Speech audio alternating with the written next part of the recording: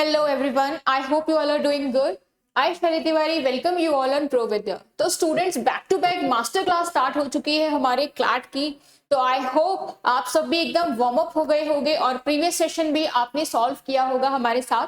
तो बस उसी सेशन को कंटिन्यू करते हुए एक रीडिंग कॉम्प्रिहेंशन की फिर से हमारे पास जो सीरीज चल रही है इसको हम कंटिन्यू कर रहे हैं, राइट। तो चलो आज देखते हैं क्या है हमारे पास। Yes, again we have a passage on a climate change, right? What? We have a passage on a climate change. Okay, subject we have climate change. Okay, let's start and understand it. Climate change is one of the most pressing challenge facing humanity today, right? What? कि जो सबसे बड़ा जो challenge बना हुआ है वो हमारे बीच में क्या बना हुआ है? Climate change, right. आप देख रहे होंगे कितना क्लाइमेट चेंज हो गया है, पैटर्न चेंज हो गया है, हर कभी रेनफॉल हो जाती है, हर कभी आप देखो जो मौसम है वो कैसा गर्मी जैसा हो जाता है, राइट। तो ये जो चेंजेस हैं जो हमारे आइसबर्ग्स हैं वो भी मेल्ट होते जा रहे हैं।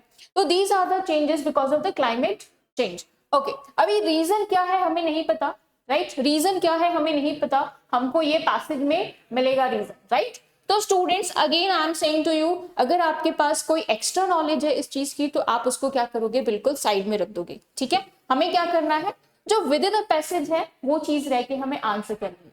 चल क्या है, it refers to long-term shift in a temperature, precipitation pattern, and other atmospheric condition, right? Primarily caused by human activities. Okay, now we get the reason of the climate change. The reason of the climate change is what? Human activities, man-made activities, right? अब pattern कैसे change हो रहा है, देखो आप यहाँ पे temperature में जो shifting हो जा रही है हमारी, पैटर्न्स जो चेंज हो जा रहे हैं, एटमॉस्फेयर की कंडीशन जो है वो हमारी चेंज हो जा रही है। तो these are the problem and caused by human activities, right. आओ, the rapid increase in greenhouse gas emission. Greenhouse gas emission means CO2 जो इमर्ज हो रही है ना, नाइट्रोजन गैसेस, जो हार्मफुल गैसेस हैं जितनी भी हमारे इन्वायरमेंट में चल रही हैं उसको हम ग्रीन हाउस गैस में इंक्लूड करेंगे, यानी जो हमारे इन्वायरमेंट को, जो हमारे एटमॉस्फेयर को क्या कर रही है, निगेटिव अफेक्ट कर रही है, राइट। आओ, फिर क्या है मेनली, अब देखो यहाँ पे उन्होंने नाम भी दे दिया, carbon dioxide, methane, nitrous oxide, due to the industrialisation. Yes, एक मेन रीजन क्या है, इंडस्ट्रियलाइजेशन। आपने देखा होगा फैक्ट्रीज में से काफी ज्यादा धुएं वगैरह निकलते हैं, है ना। तो ये सारी गैसेस जो होती हैं, हार्मफुल गैसेस, वो मेनली कहाँ से आ रही है, आपकी इंडस्ट्रियलाइजेशन से आ रही है, फैक्ट्रीज से आ रही है। डिफॉरेस्टेशन भी वन ऑफ द फैक्टर बना हुआ है। The burning of fossil fuels has intensified the greenhouse gas effect, trapping heat in the atmosphere, right? तो ये जो burning of fossil fuels है, इनको हम क्या कर रहे हैं, burn कर रहे हैं, और ये क्या कर रहे हैं, ग्रीन हाउस गैस को अफेक्ट कर रहे हैं, ठीक है। इसके बाद क्या कर रहा है, और ये हीट में ट्रैप हो रहे हैं। आपने देखा होगा टेम्परेचर कितना ज्यादा होने लगा है, लाइक 50 टच हो जाता है टेम्परेचर, कहीं कहीं पे 50 प्लस भी आपको देखने को मिला होगा, है ना। तो ये सारा जो रीजन है वो किस चीज की वजह से है, जो मैन मेड एक्टिविटीज हैं, जो ह्यूमन एक्टिविटीज हैं। और एक्टिविटीज भी कौन कौन सी, इंडस्ट्रियलाइजेशन देखा हमने, फॉसिल फ्यूल बर्निंग देखा हमने, साथ साथ हमने क्या देखा, यहाँ पे देखो आप, एक ये पॉइंट था आपका डिफॉरेस्टेशन, यानी हम जो पेड़ों को कट कर रहे हैं, फॉरेस्ट को कट कर रहे हैं, क्या बनाने के लिए, इंडस्ट्री बनाने के लिए, घर बनाने के लिए, बट वहां पे हम प्लांटेशन नहीं कर रहे हैं, तो that is the reason, right. इसके बाद क्या है, as a result of all these things, the earth's average temperature has risen significantly over the past century. Yes, this is the reason why our earth temperature is rising, right? Why our earth temperature is rising, these are the reason involved in this. Now next, leading to the far reaching and often irreversible consequence. Yes, ये क्या करेगा, ये एक negative impact छोड़ता चला जाएगा, एक consequence देगा हमारे लिए, कोई ऐसी प्रॉब्लम जिसको हम सॉल्व नहीं कर पाएंगे इन फ्यूचर, राइट। चलो नेक्स्ट क्या बोलता है,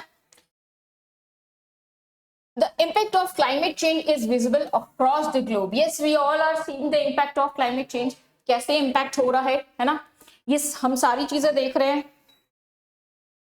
फिर क्या बोल रहा है, अगर देखो यहाँ पे इन्होंने बता के भी रखा हुआ है आपको कि ग्लेशियर जो है वो मेल्टिंग हो रहा है, अनप्रेसिडेंटेड रेट्स, है ना, कि मतलब कोई फिक्स पैटर्न नहीं है उसका, कभी भी मतलब लार्ज पोर्शन में ग्लेशियर्स मेल्ट हो रहे हैं आपके, राइट। फिर क्या बोल रहा है, contributing to rising sea level, sea level बढ़ता जा रहा है। अब देखो सी लेवल बढ़ रहा है, क्या वो सी का वाटर हमारे लिए यूज है, नहीं है, नहीं यूज है तो उसका क्या कर रहा है, वाटर लेवल भी बढ़ता जा रहा है, जो कि कोस्टल कम्युनिटीज के लिए डर की बात है। वहां पे आसपास जो लोग रहते हैं, जो लोग वहां पे अपना बिजनेस चलाते हैं, वो उनके लिए वहां पे प्रॉब्लम क्रिएट करेगा।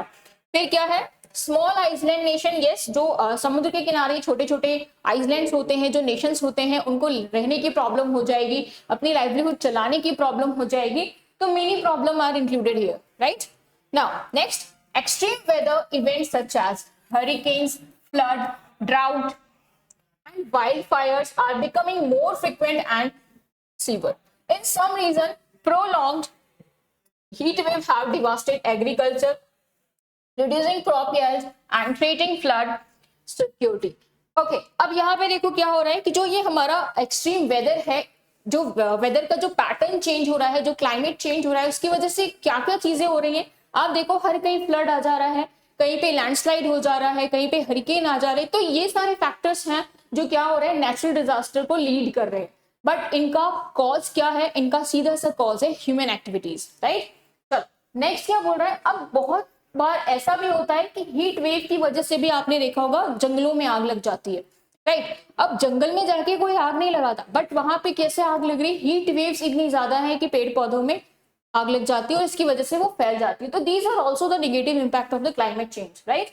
चलो नेक्स्ट क्या बोल रहा है, yes, in some region prolonged heat wave have devastated agriculture, yes, as we seen the forest agriculture, reducing crop yield, yes, obvious सी बात है स्टूडेंट्स, अगर एक जगह पे हम बर्न कर देते हैं तो वहां की सॉइल भी जो होती है वो खराब हो जाती है। तो जब सॉइल खराब हो गई तो क्या वहां पे प्लांटेशन हो पाएगा, नहीं हो पाएगा, राइट। टाइम लगेगा, इट टेक्स टाइम, आपको उसको फिर से ग्रोइंग फील्ड बनाना होगा, इसके बाद फिर आप उसमें सीड्स डालोगे, फिर वो प्लांट बनेगा, तो बहुत ही लॉन्ग प्रोसेस है, राइट।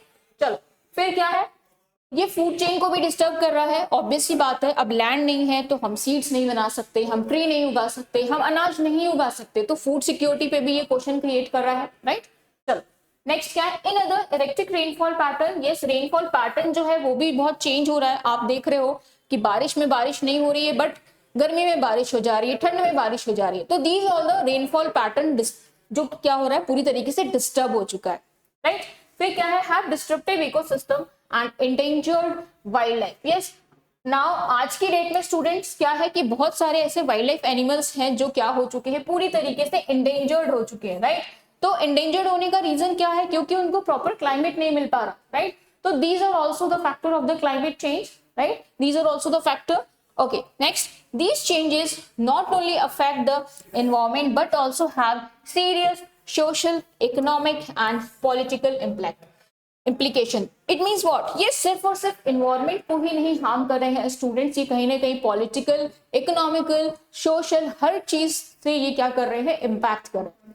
अब यहाँ से ग्रामर का क्वेश्चन बन के आ रहा है, स्टूडेंट्स ध्यान दीजिएगा।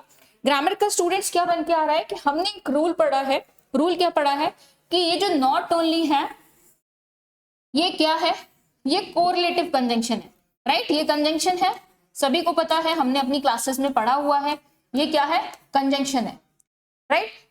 Not only is a conjunction, but ये कौन सा कंजंक्शन है, ये कोरिलेटिव कंजंक्शन है। तो if you have any correlative conjunction there must be its other part. तो नॉट ओनली का अदर पार्ट क्या है, बट ऑल्सो।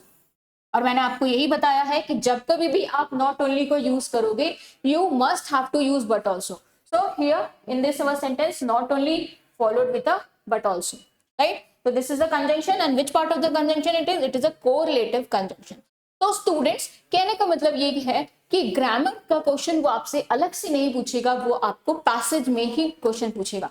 मे बी आपको ये सेंटेंस दे दे और बोले कि इनमें से कौन सा कोरिलेटिव कंजंक्शन है, तो yes we have not only and but also, it is a correlative conjunction. I hope students now you understand this passage and its grammar question. Okay, okay, let's move to the further slide. One of the greatest injustice of the climate change. Okay, अब यहाँ पे कोई injustice की बात हो रही है, क्या है, is its unequal impact, क्योंकि इसका impact क्या है, unequal है, right? unequal कैसे है, अब देखो कहीं पे बारिश हो रही है तो वो कहीं के एरिया को अफेक्ट कर रहा है, बट कहीं का एरिया तो बिल्कुल सही है। यानी देखो मैन मेड चीजें दोनों साइड से हो रही हैं, इफेक्ट जो हो रहा है वो दोनों साइड से हो रहा है, बट इम्पैक्ट एक साइड पड़ रहा है। तो इस वे में उन्होंने अनइक्वल बोला है, ठीक है। आओ नेक्स्ट देखते हैं। अब यहाँ पे एग्जाम्पल भी उन्होंने दिया है, developed nation which have historical contributed the most to greenhouse gas emission often have the resources to adapt and mitigate the effect. It means what, कि जो डेवलप्ड नेशंस है, यानी ऐसे नेशंस जो ऑलरेडी डेवलप्ड हैं, जो already उनके पास इतना इक्विपमेंट्स है कि वो जो कुछ भी कंसिक्वेंस हो रहा है तो वो उसको उससे कोप अप हो जा रहे हैं, ठीक है। तो वो ये बोल रहा है कि ऐसे जो नेशन जो ऑलरेडी डेवलप्ड हैं, हम उनको कंट्रीब्यूट कर रहे हैं ग्रीन हाउस इफेक्ट पे, तो वो ऑलरेडी उस चीज से रिकवर कर ले रहे हैं। रिकवर कर लेगा भाई, उनके पास इक्विपमेंट है, उनके पास मनी है, इकोनॉमिकली स्टेबल है वो, है ना, फाइनेंशियली स्टेबल है वो, तो yes they can cope up with it easily. But if in contrast developing countries, which is a developing countries students, जहां पे डेवलपमेंट प्रॉपर नहीं हुआ है, तो अब ये उस कंट्रीज की बात कर रहे हैं, है ना। तो अब डेवलपमेंट नहीं हुआ है, तो many of which are least responsible for the problem faces the harshest consequence. It means what? Problem तो वो कर रहे हैं, अब वो डेवलपिंग है तो उतना कंट्रीब्यूशन में भी उनका नहीं है, बट फिर भी वो सबसे ज्यादा क्या हो रहे हैं, इस चीज से सबसे ज्यादा प्रॉब्लमेटिक उनके लिए हो रही है, राइट। इस चीज का सबसे ज्यादा जो इफेक्ट आ रहा है वो इन लोगों पे आ रहा है, बजाय इसके कि इनका उसमें कंट्रीब्यूशन ही बहुत लो है, right. Millions of people in vulnerable region are being displaced by flood. आपने देखा होगा फ्लड आता है तो जो आसपास के लोग होते हैं उनको वहां से हटा दिया जाता है, ड्राउट जैसी कंडीशन होती है तो उनको वहां से हटा दिया जाता है।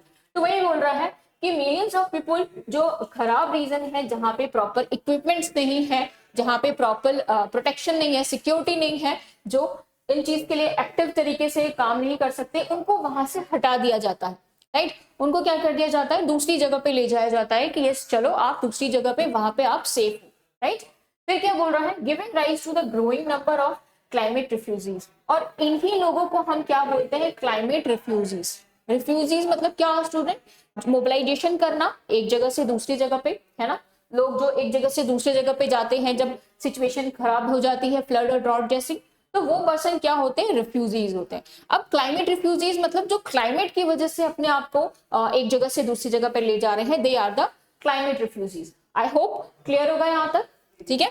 चलो नेक्स्ट क्या है, this imbalance has made climate change not only an environment crisis but also a moral, humanitarian or one. It means what, कि ये सिर्फ और सिर्फ ये जो प्रॉब्लम है, ये जो इम्बैलेंस है, किस चीज का, अनइक्वल होने का, राइट। अनइक्वल होने का जो इम्बैलेंस है वो सिर्फ और सिर्फ क्लाइमेट चेंज या फिर एनवायरमेंट क्राइसिस को ही नहीं, साथ ही साथ ये पूरे मोरल भी डाउन कर देता है। और ये लाइक ऑब्वियस सी बात है ना, आपको अपना घर छोड़ के कहीं पे जाना पड़ रहा है तो बहुत कुछ मैनेजेबल नहीं हो पाता, राइट। घर इज द सेफेस्ट प्लेस, जहाँ पे हम जाके बहुत सेफली फील करते हैं, घर चाहे जैसा भी हो। तो सेम चीज बोल रहे हैं यहाँ पे, ये क्या हो जाता है, थोड़ा सा प्रॉब्लमेटिक हो जाता है, हमारा मोरल भी डाउन हो जाता है। अगर हम वहां से फिर वापस आते हैं तो हमको वापस से ए से चीजें स्टार्ट करनी पड़ती है, यानी कहीं ना कहीं हमारी पूरी लाइफस्टाइल जो है वो डिस्टर्ब हो जाती है, राइट। चलो नेक्स्ट देखो, ओके नेक्स्ट क्या बोल रहा है, addressing this global changes require urgent and coordinated action. Okay, ये जो ग्लोबल पैटर्न जो चेंजेस हो रहा है, इस पे हमें क्या करना है, एक कोऑर्डिनेशन लेके आना है। कोऑर्डिनेशन कैसा, मे बी डेवलपिंग और डेवलप कंट्रीज का कोऑर्डिनेशन हो, राइट। मे बी कुछ ऐसा अर्जेंट इक्विपमेंट हो जो गवर्नमेंट को स्टार्ट करना हो, है ना। फिर क्या बोल रहा है, international efforts such as Paris agreement. अब यहाँ पे कौन से एग्रीमेंट की बात हुई है, पेरिस एग्रीमेंट, जो कि एक इंटरनेशनल पूरा इन लोगों ने क्या बनाया, एक एफर्ट्स रखा, एक इंटरनेशनली जितने भी अलग अलग नेशंस के लोग हैं उन लोगों ने मिलके, कि हम यहाँ पे क्या करेंगे, जो हमारा जो क्लाइमेट चेंज का पैटर्न हो रहा है उस पे हम पूरा यहाँ पे आके फोकस करेंगे, उस पे हम फंड्स देंगे, उस पे हम अपने अपने आइडियाज शेयर करेंगे। तो everything comes here in our Paris agreement. Aim क्या है इसका, aim to limit global temperature rise to well below 2 degree Celsius above. Aim क्या है इनका, कि जो हमारा ग्लोबल टेम्परेचर जो राइज हो रहा है इसको हमको कितना करना है, आप देख सकते हो, वेल बिलो 200 डिग्री सेल्सियस, यानी कितना करना है, इनका टारगेट क्या है कि 200 डिग्री सेल्सियस तक हमको इसको क्या करना है, बिलो करना है, राइट। फिर क्या है, pre industrial level countries have pledged to reduce their emission. Okay, countries ने क्या किया, वादे किए, क्या वादे किए कि हमको जो इमिशन है वो कम करना है। राइट। फिर नेक्स्ट क्या है, transition to renewable energy sources. जो रिन्यूएबल एनर्जीज है उसका ट्रांजिशन करना है। जैसे आपने देखा आज हम सोलर एनर्जी को कैसे यूज कर रहे हैं, तो this is the best example of the renewable energy जिसको हम रिन्यू कर सके, राइट। बहुत जगह पे आपने देखा होगा बायोगैस भी यूज हो रही है, राइट। तो these are the ethanol blending चल रही है, आपने देखा होगा। तो ये सब जो फैक्टर है वो आपको पेरिस एग्रीमेंट में मिलने वाला है। अब क्या है, and invest in the sustainable technologies, और वो इन्वेस्ट करेंगे किस चीज में, जो भी सस्टेनेबल टेक्नोलॉजीज है उसमें मिलके वो इन्वेस्ट करना चाहते हैं। हाउएवर, जबकि progress has been uneven, okay agreement हुआ बट अभी भी जो प्रोग्रेस है वो क्या है, बहुत ही स्लो है, राइट। लाइक जो उनका एक्शन है वो बहुत ही स्लो जा रहा है। मेनी नेशंस, बहुत से नेशन है, struggle to balance the economic growth with environmental responsibilities, okay. बहुत से ऐसे नेशंस हैं इन नेशन में जो स्ट्रगल कर रहे हैं किस चीज से, बैलेंस करने में, किस चीज को, इकोनॉमिक ग्रोथ को और एनवायरमेंटल रिस्पॉन्सिबिलिटीज को। So they are struggling with this. Okay. Next is what? While some have made significant strides in promoting solar and wind energy. Okay. Now आज हम देख रहे हैं सोलर एनर्जी और वाइंड एनर्जी को हम प्रॉपर एक अच्छे तरीके से सोर्स ऑफ एनर्जी को में कन्वर्ट करके इसको यूज कर रहे हैं, है ना। तो वो यही बोल रहा है कि बहुत सारे ऐसी जगह है जहां पे हम इन एनर्जीज को प्रॉपर यूज नहीं कर पा रहे हैं। Okay, but other nation used it very carefully and very effectively, right. Other continue to depend on heavily on coal. फिर भी अभी जो है बहुत सारे ऐसे नेशंस हैं जो किस पे डिपेंड हो रहे हैं, कोल पे डिपेंड हो रहे हैं और ऑयल पे डिपेंड है ऑलरेडी। तो ये अनइवन है कि हम पूरी तरीके से डेवलप नहीं हो पा रहे हैं, हम पूरी तरीके से रिसोर्सेस को यूज नहीं कर पा रहे हैं।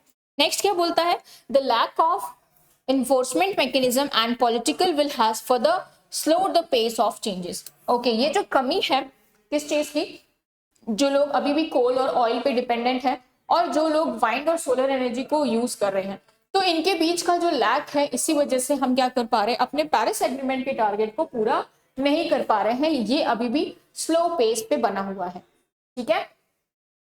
चलो नेक्स्ट देखो क्या है। Yes, we have our next paragraph. Here we have, okay, yet there is still hope. but अभी भी क्या है, सबके अंदर एक होप है ना, कि हम होंगे कामयाब। तो यस, हम होंगे कामयाब वाली होप लेके हम काम कर रहे हैं, राइट।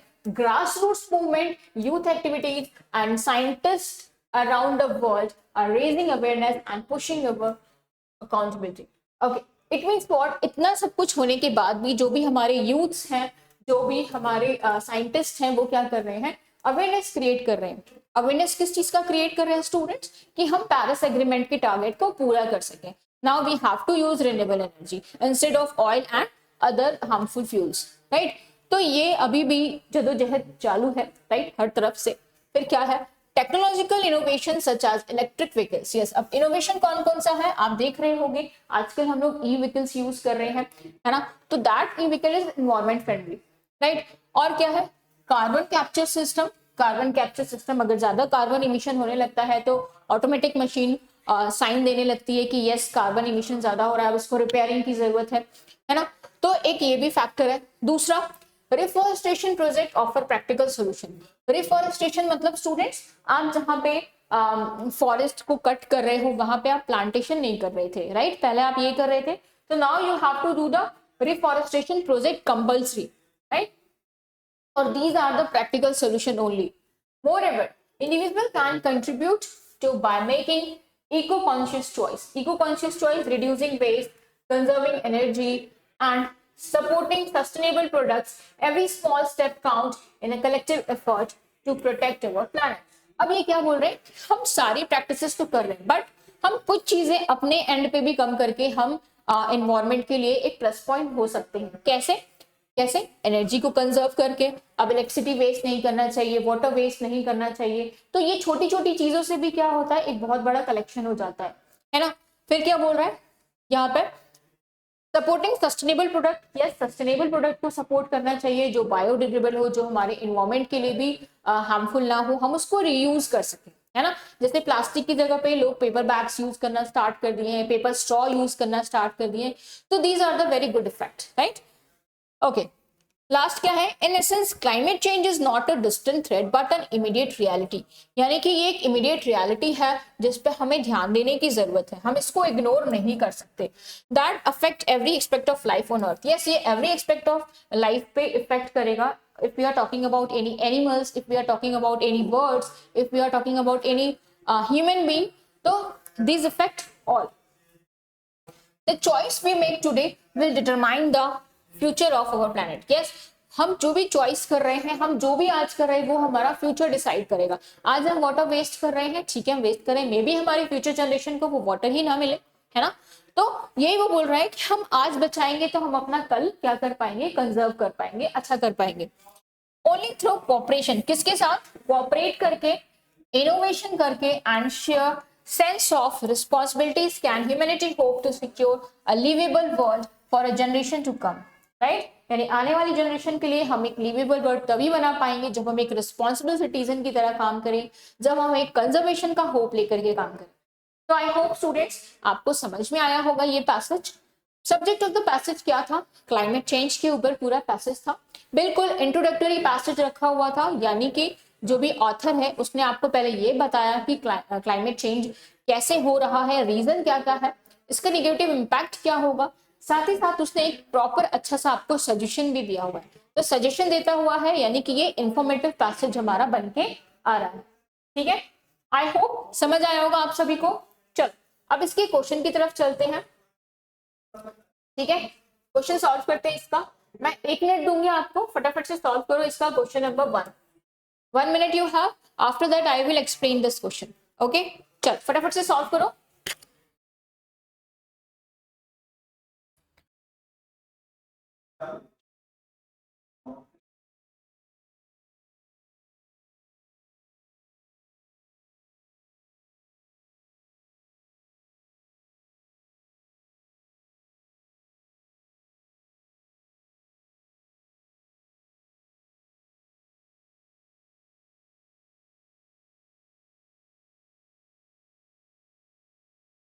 चल आई होप आप लोगों ने इसको सॉल्व कर लिया होगा।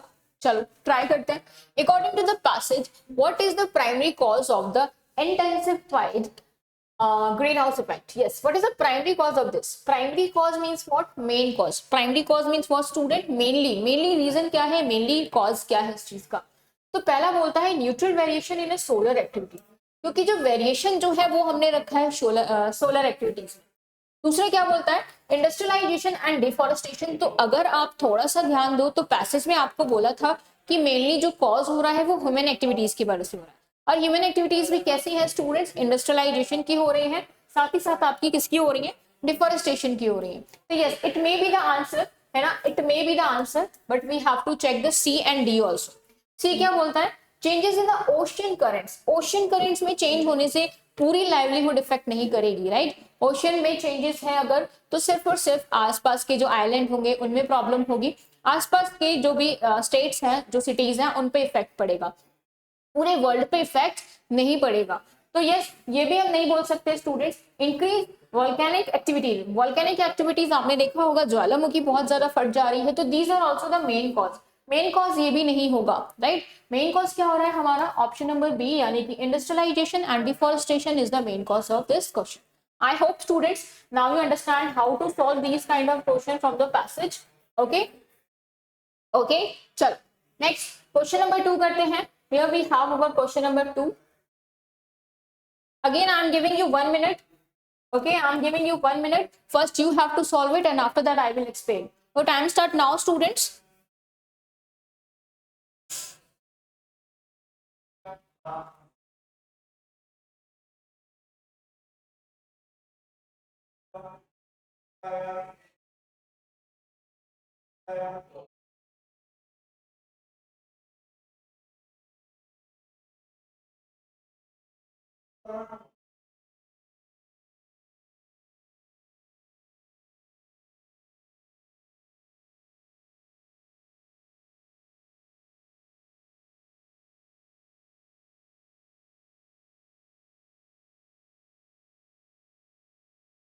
ओके चलो देखते हैं, आंसर मैच कर लेना। क्या बोल रहा है, which of the following does describe the unequal impact, unequal uneven impact which already talked in a passage, right? So uneven impact of the climate change is what? A, all countries faces equal environmental challenge. Equal environmental challenge हम नहीं बोल सकते students, क्योंकि वहां पे उसने आपको दो का कंपैरिजन करके दिखाया था, developing countries and developed countries, तो इक्वल हम नहीं बोल सकते, राइट? तो इसको कैंसिल कर देते हैं। सेकंड चेक करते हैं, developed nation are most affected by extreme weather event. Developed nation, भाई डेवलप्ड नेशन तो है, उनके पास ऑलरेडी इतने इक्विपमेंट्स हैं कि वो कोप अप कर सकते हैं, राइट? तो this is not the correct option, right? तो eliminate this. So C, developing countries suffer more despite contributing less to the emission. Yes, उनका जो कंट्रीब्यूशन है वो बहुत ही लेस है, इवन दो उनको क्या करना पड़ रहा है, मोर सफर करना पड़ रहा है, राइट? और यही पैसेज में बोल रहा था। तो yes, we have our answer option number C. Let's read the option number D. Climate change affect only to the polar region. No dear, not only the polar region, right? I hope you understand. So answer is option number C. Okay, okay, let's move to the next question, students. Here we have our next question. Question number 3. Solve it. Okay, you have 1 minute to solve this question. After that I will explain it. Okay, take your 1 minute, students.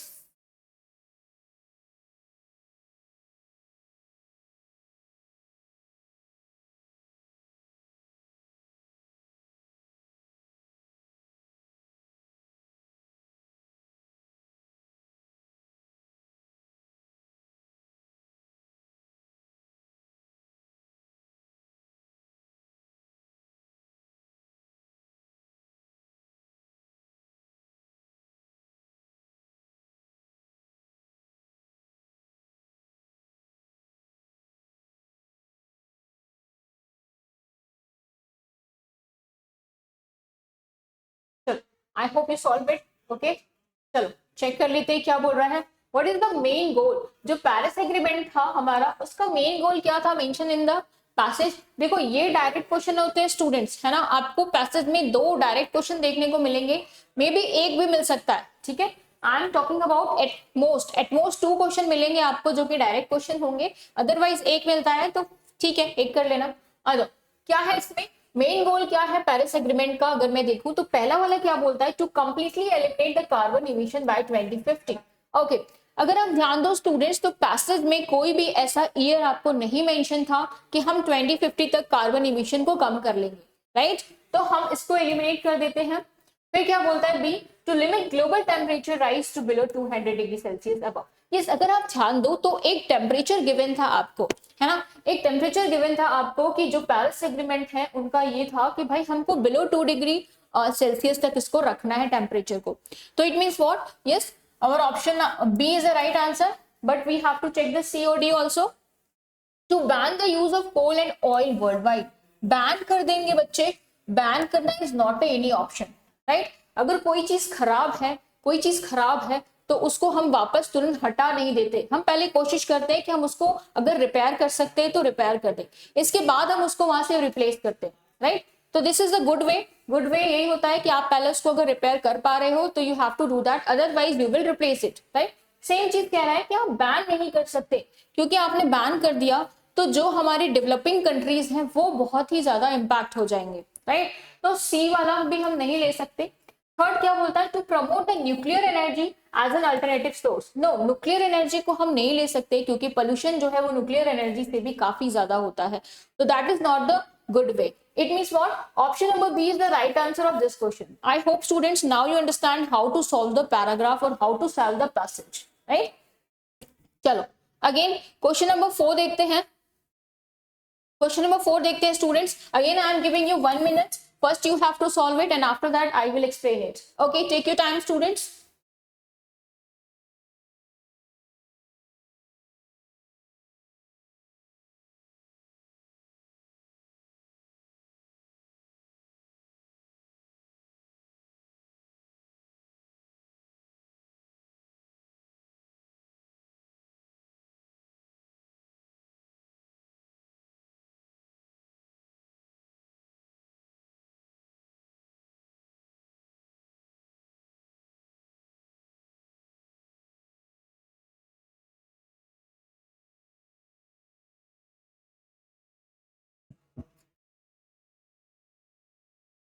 I hope आपने इसको solve किया होगा।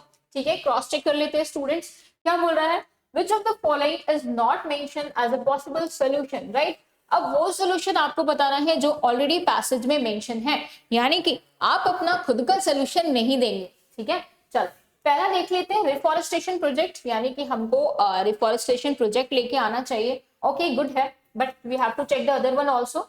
B क्या बोलता है, carbon capture technologies होनी चाहिए। ठीक है, wide spread use of plastic product, तो ऑब्वियस बात है ये मेंशन है हमारा, ये मेंशन है हमारा। अब अगर डी पार्ट देखो तो क्या बोल रहा है, रिन्यूएबल एनर्जी एडॉप्टेशन। यस, ये अगर मैं देखूं तो ये तीनों आपको पैसेज में मेंशन मिल रहे थे, बट वो कहीं पे ऐसा नहीं बोल रहा था कि हमको प्लास्टिक को प्रोडक्ट को और भी यूज करना होगा, यानी प्लास्टिक प्रोडक्शन बढ़ाओगे तो that is the harmful for your environment, right. It means what, not mention पूछा है, तो नॉट मेंशन कौन सा हो जाएगा, option number C is the right answer of this question. I hope students now you understand how to solve the passage questions. Okay, again we have our next question. Yes, here we have our next question. Again I am giving you 1 minute. Okay, first you have to solve it and after that I will explain it. Okay, take your time students.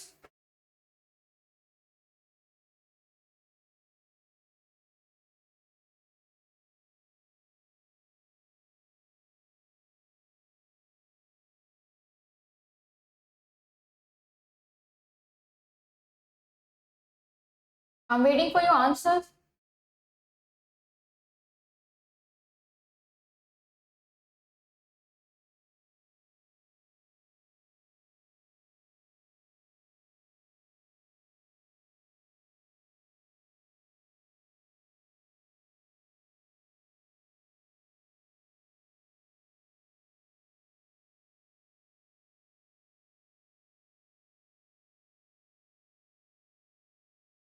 Okay, time up, check कर लेते हैं। ठीक है, cross check कर लीजिए। What does the author suggest as the most effective way to combat the climate change. You have to find out the most effective way. Okay students, not a effective way, you have to find most effective way. Okay, चलो एक क्या बोल रहा है, relying solely on a government policies and international agreement. Okay देखो, rely करना is a good, but solely क्या हम सिर्फ और सिर्फ गवर्नमेंट पॉलिसीज और इंटरनेशनल एग्रीमेंट पे ही पूरी तरीके से डिपेंड हो जाए, तो no, that is not a good way, right. It means what, option number A को हम एलिमिनेट कर देते हैं, राइट। बी चेक करो क्या बोल रहा है, waiting for a technological advance to fix environmental issues. Okay, यानी कि जब टेक्नोलॉजी एडवांस हो जाएगी हम फिर काम करना स्टार्ट करेंगे, तब तक हम क्या करेंगे, तब तक हम क्या करेंगे भाई, तब तक हम ग्लोबल राइजिंग में अपना योगदान देते रहेंगे, है ना। ऐसा भी नहीं है। इट मीन्स व्हाट, बी को भी क्रॉस कर दो, है ना। सी चेक करो students, combining global cooperation with the individual and technological efforts. Yes, it may be the answer, it may be the answer, but we have to check the D1 also. Focus only on economic development to fund future solution. यानी money related आप development करते रहिए, बाकी तो होता रहेगा। तो ऐसा भी नहीं है स्टूडेंट्स, हमें क्या करना है, हमें सब तरीके से सोचना है ना। एक गुड सिटीजन होने के नाते हमको सारे चीजों से सोचना है। तो yes, it means option number C is the right answer, कि हमको कोऑपरेट करना होगा खुद भी मिलके, इवन गवर्नमेंट पॉलिसीज में भी, इवन इंटरनेशनल एग्रीमेंट में भी हमको क्या करना होगा, कोऑपरेशन करना होगा। किस चीज को कम करने के लिए, कार्बन इमिशंस को कम करने के लिए, right. I hope now you understand how to solve this type of question students. Okay, चल आई होप कॉन्फिडेंस आ रहा होगा कि पैसेज के क्वेश्चंस को कैसे सॉल्व करना है, राइट। चलो yes, here we have our next passage. ठीक है, चलो पहले इसको सॉल्व करते हैं, पहले इसको रीड कर लेते हैं, समझ लेते हैं, फिर इसके बाद हम क्वेश्चन सॉल्व करेंगे। क्या बोलता है, black hole. Okay, again climate से रिलेटेड है। Black hole are among the most fascinating and mysterious object in the universe. Okay, black hole का जो कंसेप्ट है स्टूडेंट्स वो बहुत ही अमेजिंग है ना। हालांकि ये हार्मफुल है, ये अच्छा नहीं है, बट इसको इनोवेट करना खुद में ही कितना अमेजिंग है, राइट। कोई सोच सकता है कि ब्लैक होल जैसी भी एक चीज होती है, नहीं सोच सकता, राइट। तो इसीलिए इसको यहाँ पे फैसिनेटिंग और मिस्टीरियस, मतलब अभी भी इसमें बहुत सारी मिस्टीरियस चीजें हैं जो क्लियर नहीं हो पाई हैं। साइंटिस्ट जो है वो अभी भी इसको रिसर्च करने पे लगे पड़े हुए हैं, है ना। आओ फिर क्या है, they are a region in space where gravity is so strong that nothing, not even a light escape. The idea of the black hole was the first proposed by scientists in the early 20th century. Okay, पहले यहां तक देख लेते हैं।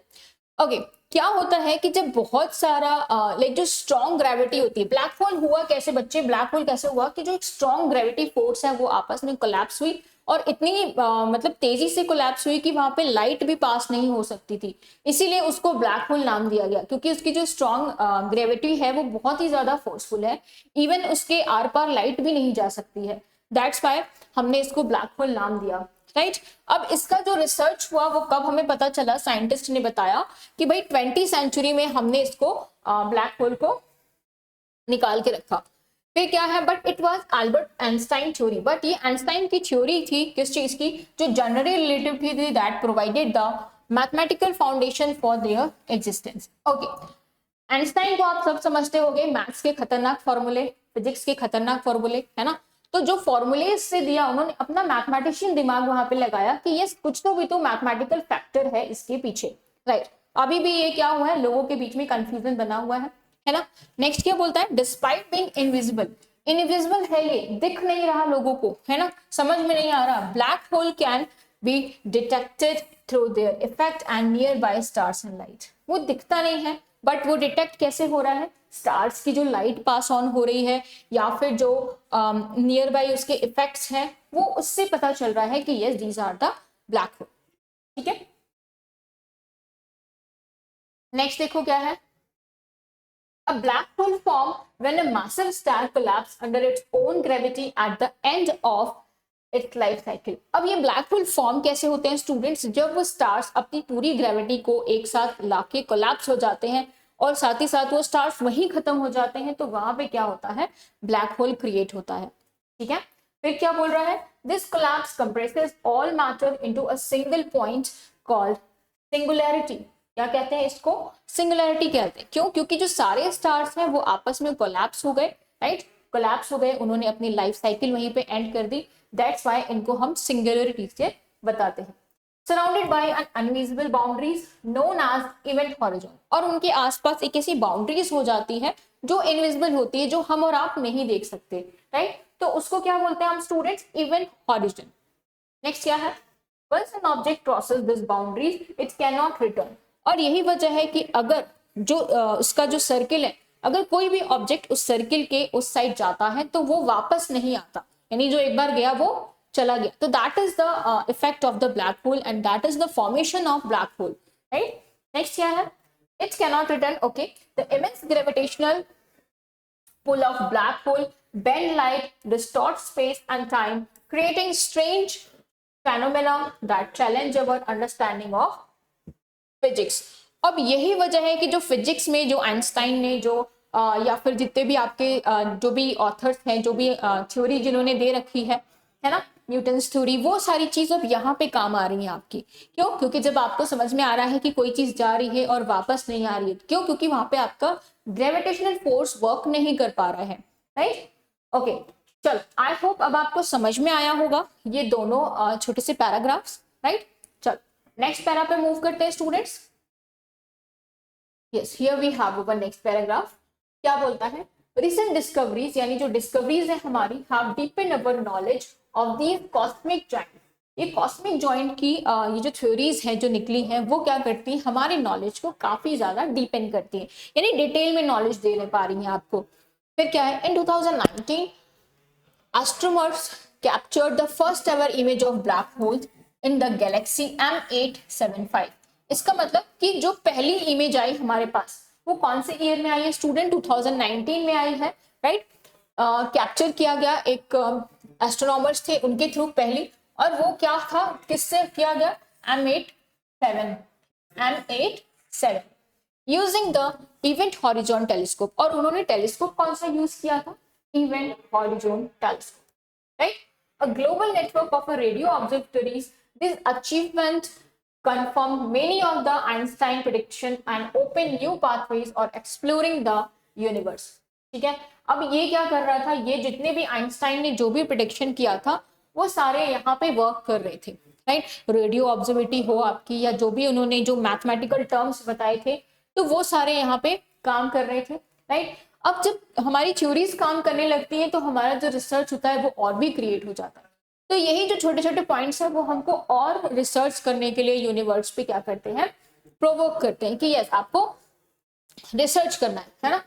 Scientist now study black hole not just as destructive force. अब इसको scientist जो है सिर्फ और सिर्फ एक डिस्ट्रक्टिव फोर्स की तरह ही नहीं स्टडी कर रहे हैं, कैसे स्टडी कर रहे हैं, but as laboratories for understanding gravity, quantum mechanics and the origin of galaxy। तो अब ये सिर्फ एक स्टडी ही नहीं हो रही है, ये कैसी स्टडी हो रही है, ये आपकी जो ग्रेविटी से रिलेटेड जितने भी थ्योरीज हैं, साथ साथ ये आपकी जो क्वांटम थ्योरीज हैं आपने पढ़े होंगे, है ना, जो आपकी ओरिजिन है गैलेक्सी की, तो ये सारी चीज क्या हो रही है, आपस में मर्ज हो रही है और एक लाइक इंटरेस्टिंग टॉपिक से क्रिएट हो रहा है कि यस हमको इस पे और क्या करना है, रिसर्च करना है। चल नेक्स्ट क्या है, black hole remind us how much we still have to learn. Black hole हमको ये बताता है कि हमको अभी भी जो है बहुत कुछ लर्न करना है, बहुत कुछ रिसर्च करना है इसके बारे में, राइट, किसके बारे में, यूनिवर्स के बारे में, कॉस्मोस के बारे में, अबाउट द कॉस्मोस। ओके, फिर क्या है, they stand as both mystery and key of unlocking the most profound law of nature. ये क्या बने हुए हैं, ये मिस्ट्री तो बनी हुई है, साथ साथ ये लॉ ऑफ नेचर भी बताता है कि हमारा नेचर जो है वो कैसे सारी चीजों को कन्वर्ट कर रहा है, कैसे सारी चीजों को अपने ऊपर होल्ड करके रखा हुआ है ना। फिर क्या है, showing that even in the darkest region of space science continue to shed light। मतलब ब्लैक होल में बिल्कुल भी लाइट नहीं है, फिर भी हमारा जो साइंस है वो लगा हुआ है कि ऐसा क्या रीजन है कि चीजें जा रही हैं वापस नहीं आ रही, मतलब एक शीड ऑफ लाइट की तरह क्या हो रहा है, जो हमारे साइंटिस्ट हैं वो आगे आते जा रहे हैं। Okay, now I hope students you understand this passage. ठीक है, ब्लैक होल के ऊपर था ये हमारा पूरा पैसेज। ठीक है, तो चलो अब इससे क्वेश्चन कर लेते हैं फटाफट से। Yes, here we have our question. Again, I am giving you 1 minute. First, you have to solve it, and after that, I will explain it. So, take your time, students. Quick.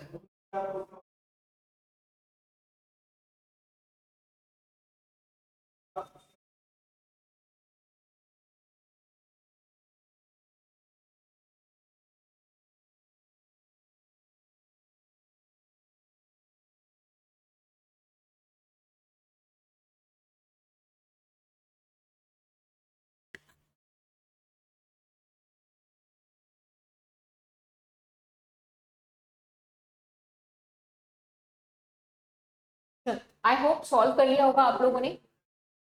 Cross check कर लेते हैं students, क्या बोल रहा है। What is the main reason black hole are considered mysterious, यानी क्या reason है कि हम ब्लैक होल को क्या कंसिडर कर रहे हैं, एक मिस्ट्री पॉइंट से कंसिडर कर रहे हैं।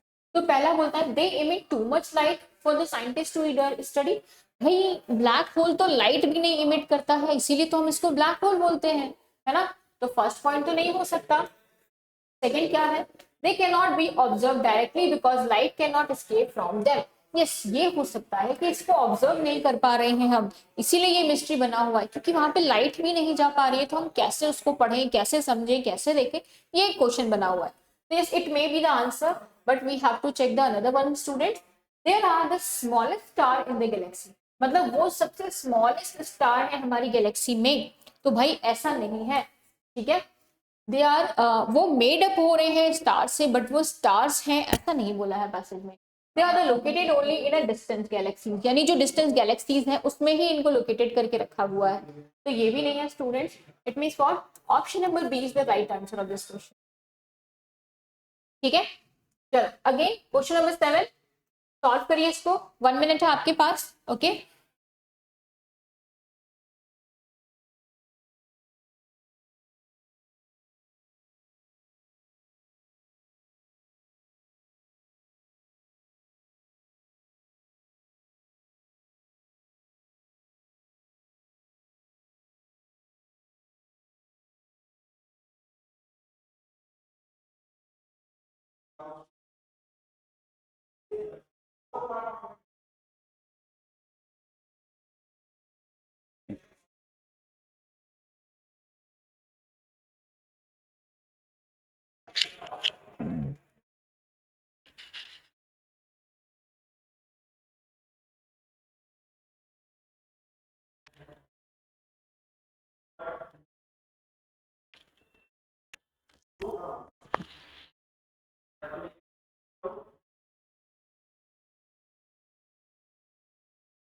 ओके, आई होप सॉल्व किया होगा इसको आप लोगों ने। चलो चेक कर लेते हैं क्या बोल रहा है। What happened to a massive star at the end of its life cycle that lead to the formation of black hole? यानी क्या होगा जब कोई एक स्टार है ना, वो कोलैप्स कर पाएगा या फिर अपनी लाइफ को एंड कर देगा, तो उसका रिजल्ट क्या होगा? तो रिजल्ट क्या होगा? It explode into a supernova and disappear, यानी वो एक सुपरनोवा बन जाएगा और डिसअपियर हो जाएगा। तो ऐसा नहीं है स्टूडेंट्स, है ना। It cool down and turn into a planet, यानी वो कूल डाउन हो जाएगा, उसका जो फॉर्मेशन है, उसकी जो हीट है वो अपने आप को कूल कर लेगा और फिर एक प्लैनेट टर्न कर लेगा। अगर ऐसा होता स्टूडेंट्स तो आज हमारे सोलर सिस्टम में बहुत सारे प्लैनेट होते। तो this is not the correct right answer. तो it collapse under its own gravity, yes, वो अपनी खुद की ग्रेविटी में ही क्या होते हैं, कोलैप्स हो जाते हैं। तो yes, option number C is the right answer, but we have to check the D also. It expand endlessly, no, वो एक्सपैंड होता जाएगा तो एक्सपेंड नहीं हो रहा है, यानी it means what, option number C is the right answer of this question. I hope students now you understand कि अगर हमने एक बार पैसेज को अच्छे से पढ़ लिया तो हमको वापस से पैसेज पे जंप करने की जरूरत नहीं है। तो यही टेक्निक्स अपनानी है आपको, यानी कि एक बार आपको पैसेज अच्छे से पढ़ लेना है और इसके बाद आपको क्वेश्चन करना है। अच्छा, अभी तो ये कुछ डायरेक्ट क्वेश्चन आपको मिल जा रहे हैं, बस जब ऑथर के व्यू से क्वेश्चन पूछता है, author most likely to agree, या फिर ऑथर इसमें कौन सा आर्गुमेंट देना चाहता है, क्या आप इन्फर कर सकते हो, तो वो सारे क्वेश्चंस भी हम प्रैक्टिस करेंगे। आप परेशान नहीं होना, बस प्रैक्टिस जैसे जैसे कर रहे हैं आप साथ बने रहिए, है ना। आप सारी चीजें बहुत अच्छे से सीख जाओगे, आई गारंटीड यू। चलो नेक्स्ट देखते हैं। Yes, question number 8 and 9। 8 and 9 again students 1 minute है आपके पास, फटाफट से क्वेश्चन नंबर 8 सॉल्व करिए। I am waiting for your answer.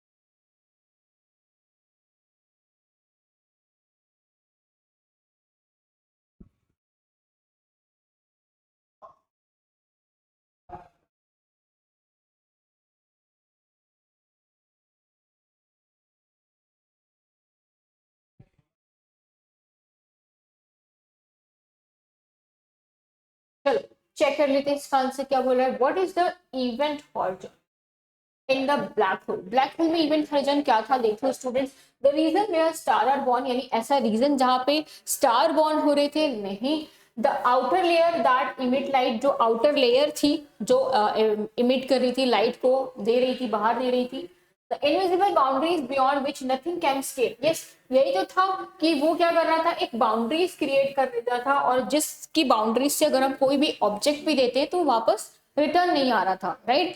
तो ऑप्शन नंबर सी जो है वो हमको सही लग रहा है। The bright ring of the gases around the black whole, यानी एक ब्राइट रिंग है तो भाई उसके आसपास सब कुछ एकदम अंधेरा है, कुछ भी नहीं दिख रहा है, इनविजिबल काइंड ऑफ है, राइट। इसीलिए तो प्रॉब्लम हो रही है साइंटिस्ट को उस पर रिसर्च करने के लिए। तो it means option number C is the right answer of this question. ठीक है, चलो नेक्स्ट देखें, नाइन्थ वाला। Here we have our ninth question, students. Again, I am giving you 1 minute. First, you have to solve it, and after that, I will explain it. Okay? चल फटाफट से solve करो इसको।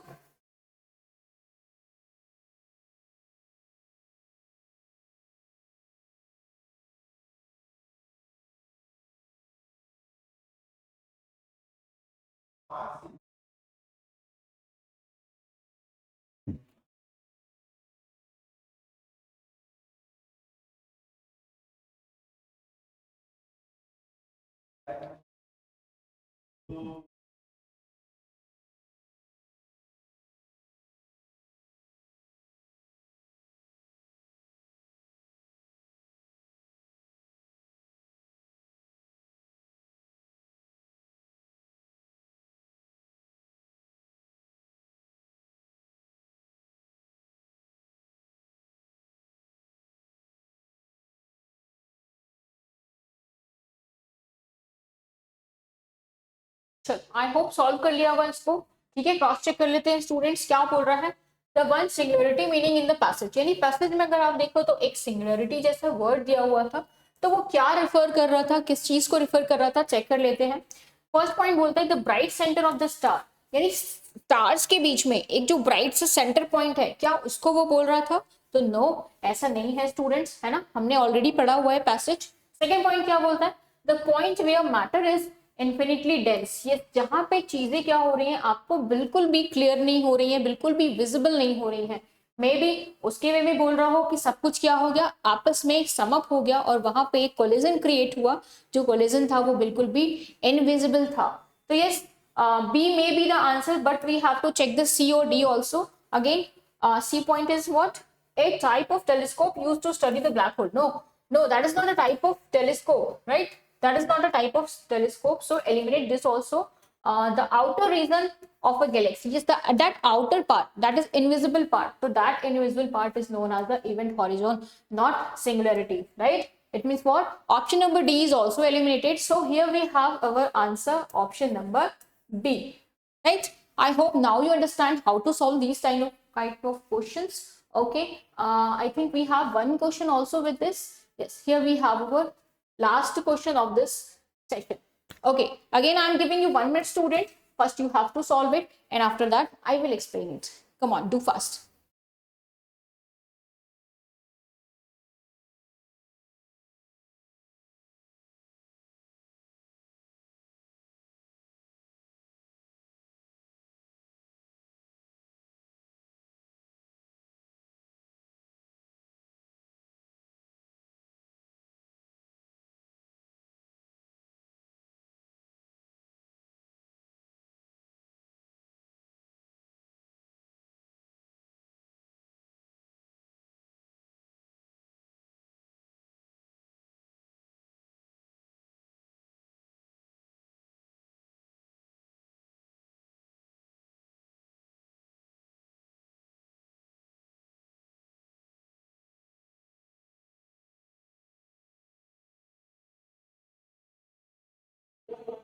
Okay, I hope solve कर लिया है। बस फटाफट से चेक कर लेते हैं क्या बोल रहा है। What is the significant about the 2019 discovery mentioned in the passage? यानी कि 2019 से डिस्कवरी से रिलेटेड क्या चीज मेंशन किया गया है यहाँ पे। तो पहला पॉइंट क्या बोलता है? Scientist discover a new Galaxy, यानी उन्होंने एक गैलेक्सी ही डिस्कवर कर ली। नहीं, तो नो स्टूडेंट्स, गैलेक्सी डिस्कवर नहीं किया था उन्होंने, राइट। सेकेंड पॉइंट क्या बोलता है? Astronomers capture the first image of black hole, यानी उनको एक ब्लैक होल की फर्स्ट इमेज मिली थी। तो यस, याद करो, ब्लैक होल की एक फर्स्ट इमेज मिली थी उनको, जो उन्होंने अपने टेलीस्कोप से लिया हुआ था। तो यस, कुछ M87 करके नाम था उसका, है ना। तो yes, it may be the answer, but we have to check the C and D also. C point क्या बोलता है? The first black hole was created in a lab. Okay, lab में ब्लैक होल क्रिएट हुआ था? No, lab में black hole नहीं create हुआ था। फिर क्या बोलता है? Black hole was found in our solar system, वो सोलर सिस्टम में फाउंड हुआ था।